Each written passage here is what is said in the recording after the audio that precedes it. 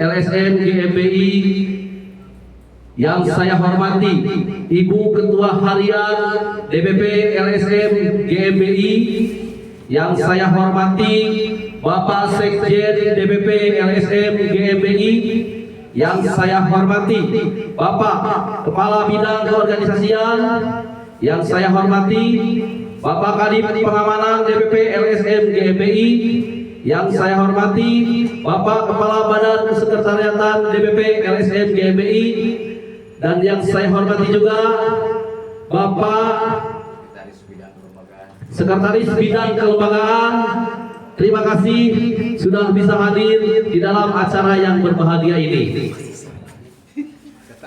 Alhamdulillah, syukur kita panjatkan kehadiran Allah Subhanahu wa Ta'ala, yang mana hari ini kita semua bisa berkumpul dan bersilaturahmi di dalam acara yang berbahagia ini.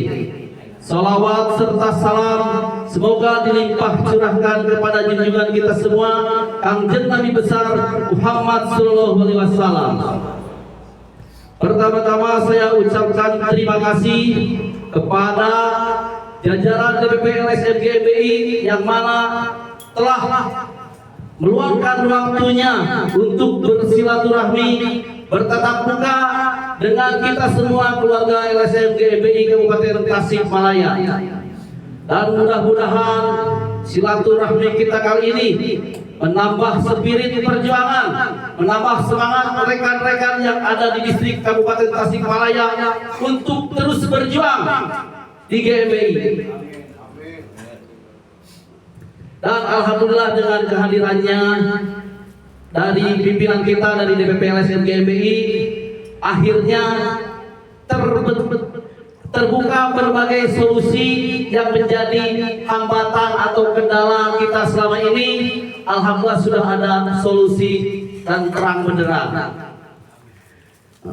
Saya memohon maaf juga kepada pimpinan dari DPP LSM GMBI yang mana penyambutan atau pelaksanaan acaranya sederhana dan mungkin tidak seperti yang seharusnya dilaksanakan dengan persiapan yang matang. Mungkin sambutan dari saya cukup sekian. Saya ucapkan terima kasih. Wassalamualaikum warahmatullahi wabarakatuh. Untuk acara selanjutnya yaitu sambutan dari Bapak DPP, kepadanya dipersilahkan. Bismillahirrahmanirrahim. Assalamualaikum warahmatullahi wabarakatuh. Alhamdulillahirrabbilalamin. Wabihi nasta'inu ala umuri dunia wa din wa ala alihi wa sahbihi ajmain. Amma ba'du. Puji dan syukur mari kita panjatkan kepada Allah Rabbul Ijati yang sudah memberikan kita berbagai kenikmatan, terutama nikmat iman dan Islam, juga nikmat kesehatan, sehingga kita bisa mampu meluangkan waktu, tenaga, dan pikiran berkumpul di tempat ini, di Sekretariat Dewan Pimpinan Distrik LSM GMBI Kabupaten Tasikmalaya.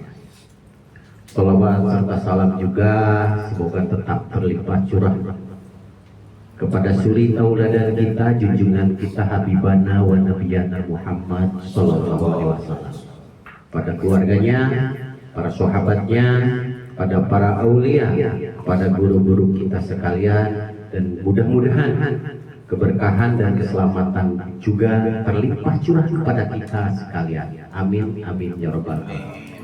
Mohon izin Bapak Ketua Umum dan Ibu Ketua Harian, kami mewakili dari Dewan Pimpinan Pusat hadir ke distrik Kabupaten Tasikmalaya bersama-sama di dalam rombongan, yaitu Kang Ganda Permana. Beliau selaku Kepala Bidang Organisasi di Dewan Pimpinan Pusat. Mungkin rekan-rekan ini sudah pada kenal semua. masa Priangan Timur tidak kenal dengan siapa Kang Ganda. Beliau juga sekaligus sebagai ketua distrik di Kabupaten Garut. Hadir juga nih orang Tasikmalaya. Ini rekan-rekan harus bangga bahwa ada orang Tasikmalaya yang ada di Dewan Pimpinan Pusat. Koreksi, beliau bukan sekretaris, tetapi sebagai kepala bidang kelembagaan di DPP LSM GBI, Kang Fajar Arif Yulianto. Ini orang dekat nih, tetangganya ketua distrik ini. Jadi ada Dewan Pimpinan Pusat yang berdomisili di Tasikmalaya. Satu desa lagi dengan ketua distrik. Dan juga ini siapa yang tidak kenal dengan Kang Japram? Ini namanya Kang Japram. Mungkin rekan-rekan kenalnya hanya Kang Japram, padahal nama aslinya Arif Suharjo. Beliau ini sebagai kepala divisi. Kalau tadi kepala bidang, kalau ini kepala divisi pengamanan. Jadi beda ya, kepala bidang, kepala divisi. Ini kepala divisi pengamanan. Beliau juga sekaligus sebagai ketua distrik di Majalengka. Dan juga bersama saya nih Kang Herman, beliau itu di kesekretariatan sebagai Biro Dokumentasi dan Publikasi. Nah, kalau saya sendiri masa nggak kenal, tapi kalau lihat ada juga muka-muka yang baru. Saya bangga nih, muka-muka lama tetap ada, muka baru ada. Berarti di Kabupaten Tasikmalaya ada kemajuan. Regenerasinya berjalan dan pengembangan sayapnya berjalan. Tapi kalau yang adanya Ocin, ini Kang Alin, tidak ada muka baru, saya akan kecewa generasi. Tetapi dengan hadirnya muka-muka baru, berarti selama ini tampuk kepemimpinan Kang Alek berhasil mengembangkan saya. Amin. Diperkenalkan, saya Wawan Suwandi Ramitani, saya selaku Kepala Badan Kesekretariatan. Kebetulan di Badan Kesekretariatan ini membawahi ada Biro Ortala, Organisasi Tata Laksana, Biro Data Informasi, kebetulan ini Biro Data dan Informasi anak muda, mahasiswa, disuplai dari Garut. Jadi disuplai dari Garut ke DPP. Beliau mahasiswa yang kuliah di ITENAS. Ada Biro Umum dan termasuk tadi Biro Publikasi Informasi, Biro Dokumentasi dan Publikasi Kang Herman. Jadi ini mungkin lihat ada cincinnya. Saya pakai cincin. Kang Ganda juga biasanya pakai cincin langsung dari Paketum. Ini langsung hadiah dari Paketum. Untuk membentuk sebuah cincin yang bagus, prosesnya tidak ujung-ujung. Harus dibelah, disakiti, dibelah. Setelah dibelah, dia disakiti juga, digurinda terus, lalu digosok, dipoles sehingga muncul seperti ini. Apakah ini tidak terjadi dengan GMB saat ini? Sampai 2021 awal, GMBI itu siapa sih yang tidak kenal GMBI? Pihak manapun, baik APH pemerintah ketika ditanyakan namanya oleh GMBI walau tujuan silaturahmi, rekan-rekannya sudah bilang, aya naon maneh ditanyakan ke GMBI. Lalu kita menghadapi berbagai macam badai, peristiwa Mapolda, dan berbagai macam tekanan ekonomi, tekanan politik, tekanan dari hukum. Ini membuat kita terpoles. Hampir kita GMBI itu kehilangan arah. Bagaimana Kang Ganda dan beberapa ketua distrik harus menjalani prodeo. Lalu ada anaknya, apakah mereka hidup seperti anak ayam kehilangan itu? Ini terjadi, jangankan di tingkat distrik, di tingkat DPP pun ketika Bapak Ketua Umum ikut masuk bersama Kang Ganda, apakah di Dewan Pimpinan Pusat merasa kehilangan itu? Tetapi ternyata GMBI mampu melewati badai seperti itu. Sampai hari ini GMB tetap ada dan eksis. Dan kalau ketua umum bilang GMB itu ayak-ayak PHS, kita diseleksi secara alam. Berbagai peristiwa dan kejadian itu justru mencetak kader-kader kita GMB yang sejati. Maka saya bangga, ini rekan-rekan ini masih ada. Dari awal perjuangan ikut dihantam badai dan angin, hujan dan panas, tetapi tetap ada di GMB. Aplaus untuk rekan-rekan yang masih berada.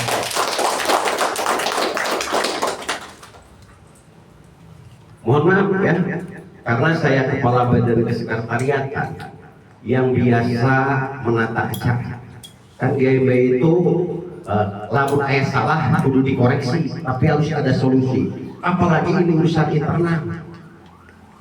Jadi untuk kedepannya jangan dianggap sepele, ini masalah internal. Karena menyangkut ke negara dan GMB itu ada nilai-nilai sakralnya. Kalau tidak dikoreksi, takut kena sakral. Maka saya koreksi untuk perbaiki. Jadi kalau nanti setelah Indonesia Raya dan segala macam, kita harus tetap berdiri. Jadi diuji nih dari mulai Indonesia Raya, himne, Pancasila, undang-undang sampai ikrar janji, kita berdiri. Diuji kekuatan kita, kemampuan kita untuk berdiri. Ya kalau dianggap tidak kuat ya baru tinggal duduk. Tetapi harus berdiri.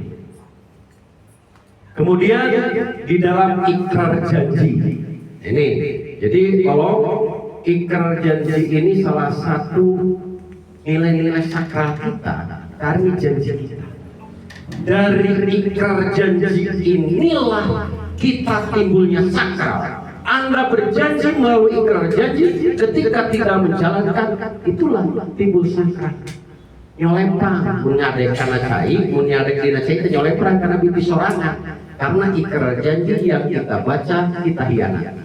Maka GMBI itu sakral.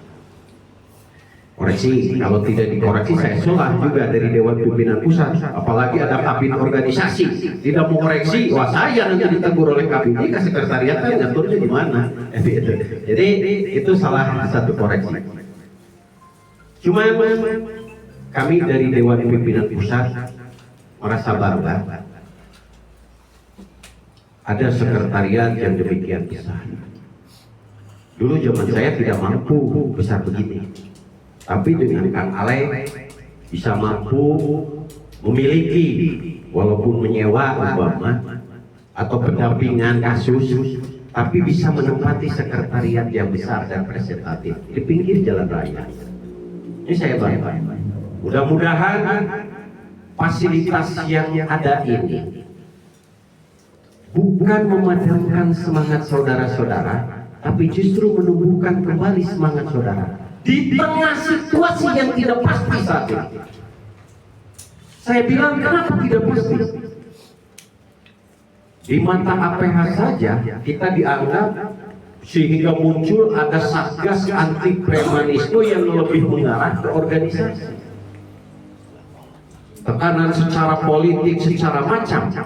Sehingga kita memerlukan sebuah bentuk tanpa menghilangkan jati diri kita sebagai lembaga sosial kontrol. Nah inilah dengan kehadiran kita bahwa sudah lama kita digaungkan tentang transformasi,